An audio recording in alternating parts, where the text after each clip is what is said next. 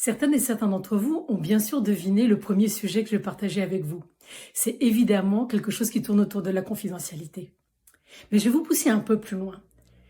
Parce que c'est pas tout à fait de confidentialité qu'il s'agit. Peut-être que mon concurrent était champion du monde de la confidentialité dans son cadre de coaching.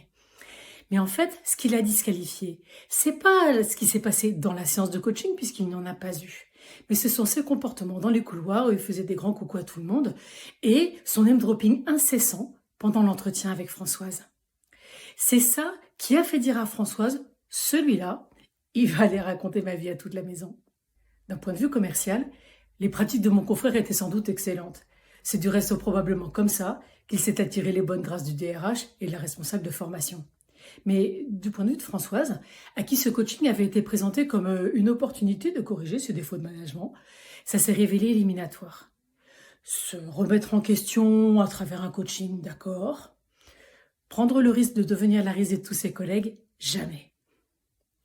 À tort ou à raison, Françoise se sentait plus en sécurité avec moi, qui était ignorante mais discrète, qu'avec mon concurrent qui était décidément trop sûr de lui. À travers cette anecdote et des dizaines d'autres par la suite, j'ai appris, souvent à mes dépens, que mon comportement à l'extérieur du cadre du coaching, avec les secrétariats, les services administratifs, dans les couloirs, dans les lieux publics, les restaurants, les transports, les réseaux sociaux, en dit beaucoup plus long sur la confidentialité de ma pratique que mes déclarations de déontologie. Si vous avez raté le premier épisode de cette série, je vous invite à le retrouver soit dans mes posts LinkedIn, soit sur ma chaîne YouTube. Alors vous aurez remarqué que je tâtonne un peu sur la forme. Je débute dans la vidéo et ça va tâtonner encore un peu. Alors si le contenu de ces vidéos vous intéresse, je vous demande s'il vous plaît d'être indulgent sur la forme. La semaine prochaine, je vous parlerai de conflit d'intérêts.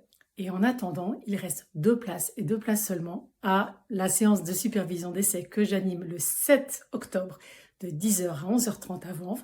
Le lien d'inscription est dans le corps du post. Je vous dis à la semaine prochaine et d'ici là, portez-vous bien.